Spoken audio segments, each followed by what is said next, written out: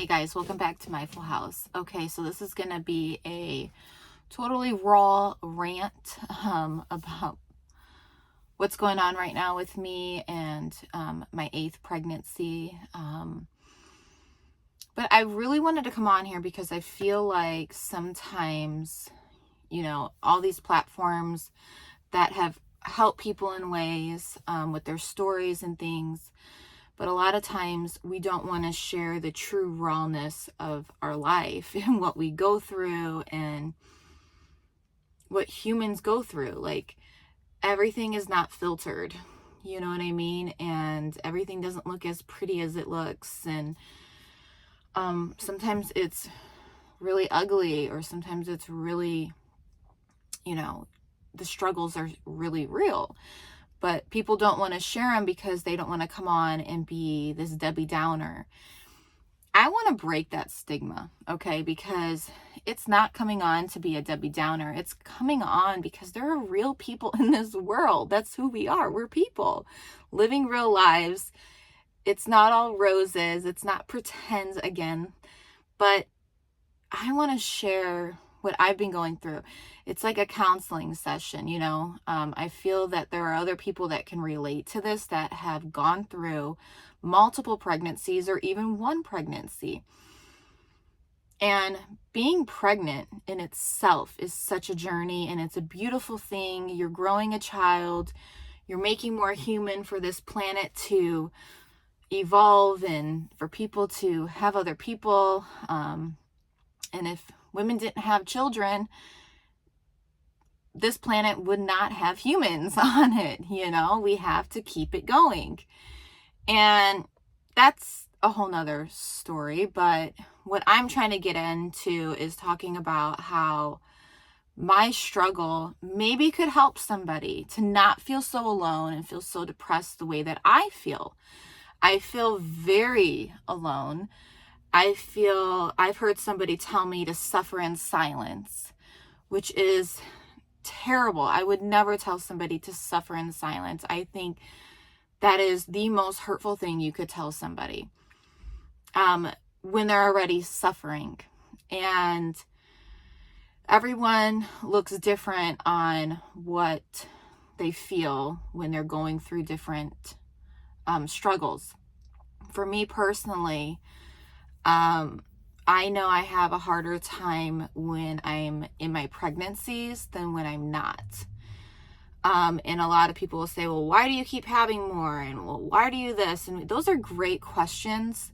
But the simple answer is, I just want to grow my family. Now, I will be making a separate video. Are we done? Are we going to have more? But this is just direct to what I'm going through right now.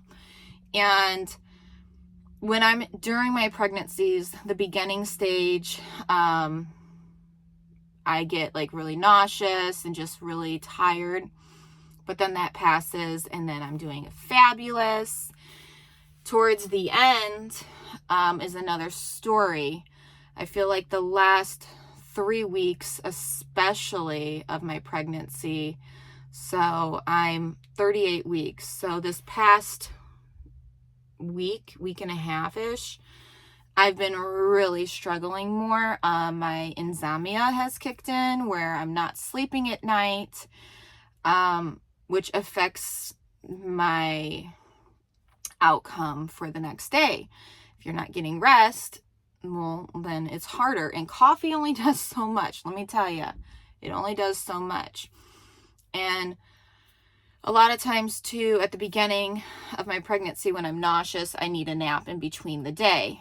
Well, that worked out just fine with the first few children I had, but the more kids you have, the less naps will happen. At the end of my pregnancy, it kind of goes back into that pattern where I need a nap. And then again, the more children I've had, it's harder to make that happen. And so I've been really struggling lately, trying to get all the tasks done. And if like when you're during your pregnancy, especially towards the end, you get into that nesting mode where you want to really just get your house in order. So when you come home with baby, you can enjoy the baby and not think about oh, did I wash everybody's bedspreads? Did I go grocery shopping? Did I organize this? Did we get this done? And the list is endless for a parent, especially I feel more the parent that stays home more, or more the parent that wants more of that kind of order. And sometimes it's both, but sometimes it's one. And so for me, I really like order in my home, and I have tried to say, okay, well, you know what? We don't have to clean this. It's not that big of a deal. We can wait. But I'll be honest, it really, I don't know if it's a part of like my OCD, but it affects like my mental health, to where like I feel not accomplished, and I'm a go-getter where I want to get it all done. But I physically can't at this point. And I'm aware of that, and I know that. And so I'm trying to give myself a lot of grace and say, okay, well, what can we accomplish today? But truthfully, at the end of the day, I've just have been feeling very depressed and very exhausted.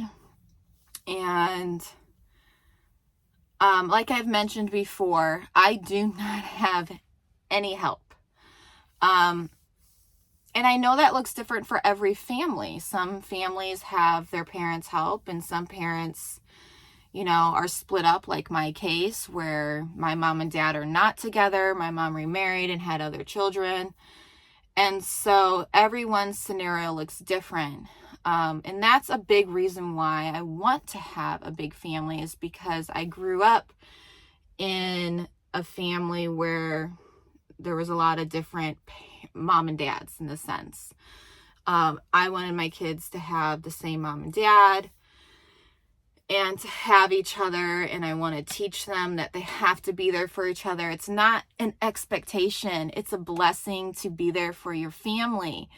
The word expectation is so silly to me. I think you should expect your family to be there to support you. I think it's a beautiful thing. I think it's a beautiful thing to be able to rely on family. And it doesn't mean, of course, it's always going to happen. But if it's not happening at all, or there's some kind of control where, you know, you can't this person's not helping you, or this and that, that's not very good. And it's been very challenging. And another thing is, like, it's interesting, is because a lot of people want to know the tea, right? I'm sure other people can relate to this. People want to know the tea. How are you doing? What's going on? And then you tell them how you're doing, and it's just like, oh, okay. And then they're on their merry way. And it's like, that's fine in some cases, but in some cases it's like you're basically saying, hey, I need some support. Or in my case, I've even expressed I've needed support, but that's a whole nother video to get into. And I don't know if I'm ready to share some of those things, because I know some of those things are really, really personal, but trying to touch the surface of it all, it's been challenging for me. And I know a lot of people can relate to that, and that's why I don't want to stay silent anymore, because I'm really suffering in silence. And I have 7 beautiful children, and their children is what they are. And they do help. My kids are amazing. They help.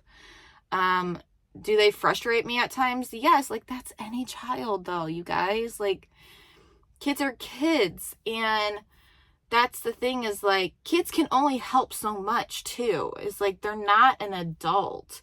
I'm not going to make my kids do all these certain things when they're kids. I want them to be kids. They play sports. They have school time. They play outside.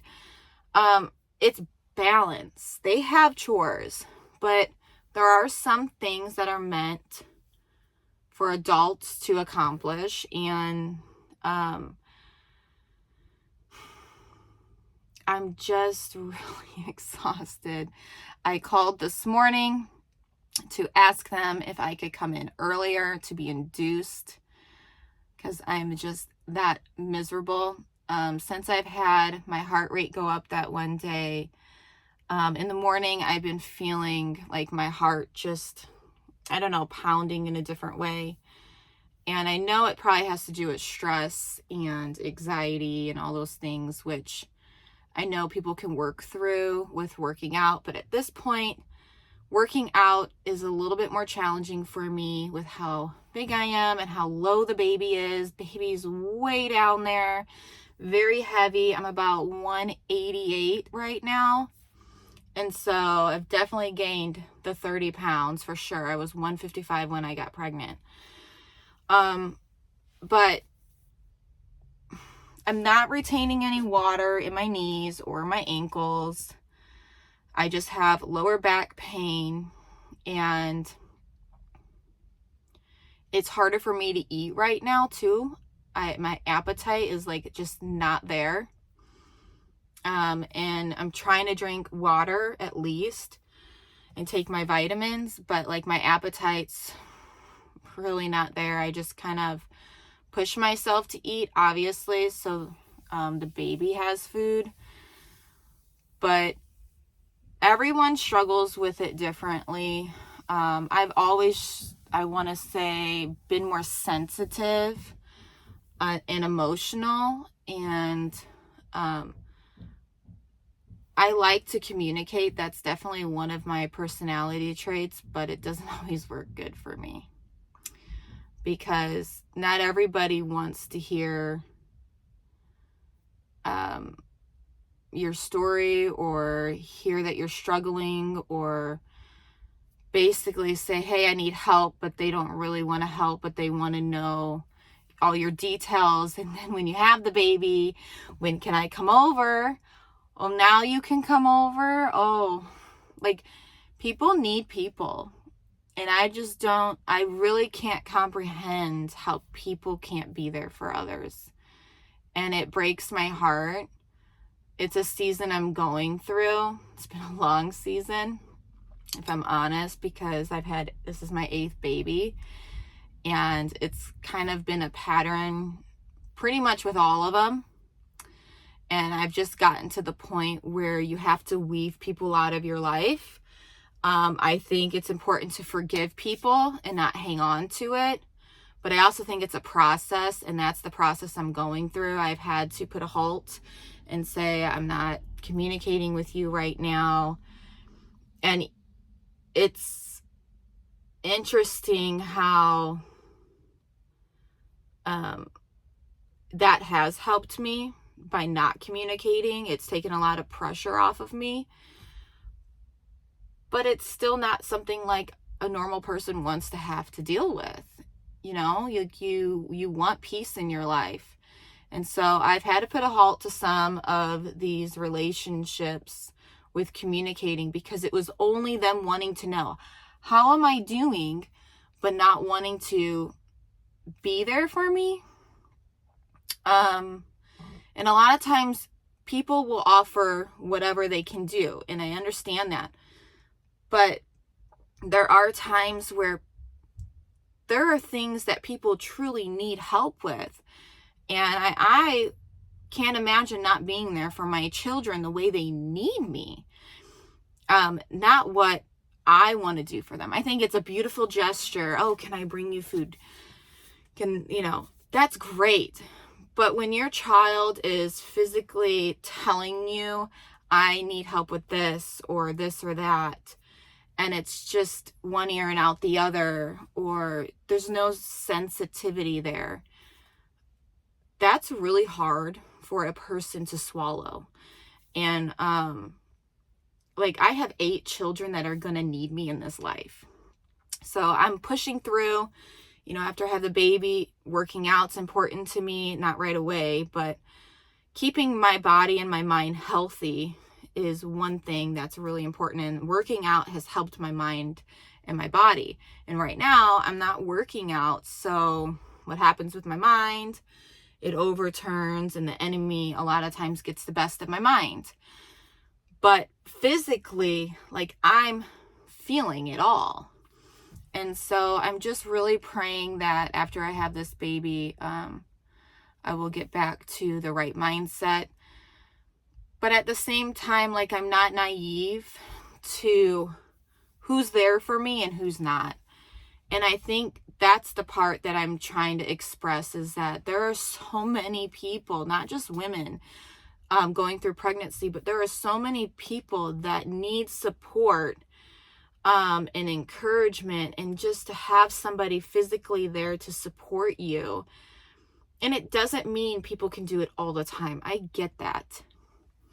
But we can do more than we're doing. And I just pray that this has helped somebody in some way that maybe needed to see this video, that they don't feel so alone. Please don't feel alone. As much as you feel alone, I get it. It's very, very depressing, and you feel sad and lonely, and you feel like you're suffering in silence and nobody cares, and they just basically throw you to the curb. But then all of a sudden they want to talk to you about this, or they think you're fine. That's another thing, is like, they think you're fine. Like, oh, well, a couple days have passed. Like, why are you still hanging on to this?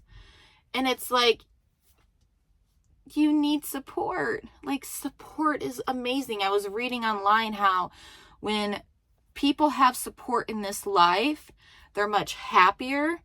They make better choices. They do better in life. But when they don't have the support, they're not happy, and they don't make better choices. And it's hard. You feel like you're not living sometimes. And so I have, my dad has not been there for me my entire life. He's been in and out of prison. Just a little backstory on that. And I love him, but it's confusing. And at the same time, I know he hasn't had the best life himself. So it's hard to distinguish that. And then, my mom's remarried and has her own life, and we just don't have that relationship that, like, I want with my kids. So I think it's important to learn from your experiences and say, you know what, this happened to me, but work so much harder on what you want done. So even though I didn't have what I wish so badly I could have had, and had that support, and not given birth to 3 children alone by myself, but the reality is those things have happened. But I don't want to do that to my children. So I know personally I'm going to have to work harder to make sure they have what I wish I had. And I don't look at that as them being spoiled. That looks like great support. Like, people should give to their kids and their family. And so I'm just having a really rough time at the end of my pregnancy. I don't think I'm going to be filming any more videos. Maybe when I get to the hospital, I'll feel some kind of weight lifted off, and maybe I can film a couple videos for you guys on what's in my hospital bag and how I'm doing, or something like that. But for right now, this is where I'm at, and I apologize if this bothered anyone. I hope it hasn't. I hope that this has helped somebody the way that I would want help. If I saw a video like this, I would probably click on it because I'm going through it. And when you're going through that difficult season, sometimes hearing someone else's struggle, it's not that you're like, oh, yay, I'm glad I'm not alone and they're struggling too. But it's the feeling of knowing you're not alone. That's the part. And I don't want someone feeling this feeling alone. It's just not fun. So, love you guys. Thank you so much for your support and understanding. Please give this video a thumbs up, and hopefully share it with somebody that you know that might be struggling, because feeling alone and suffering in silence is not the way to go. I have yet to found a good counselor that I felt comfortable with. That's another thing, is like, I know people will say, well, why not go to counseling? I'm a believer in Christ, and I've had a difficult time trying to find a Christian counselor near me. I don't just want to go to any counselor. I also want it to be biblical. So that's another big reason why I've had a rough time. But I do know I'm still in the process of trying to find one. So I hope that you guys have a great day, and hopefully talk to you guys soon. Thanks for watching. Take care and God bless. Bye, guys.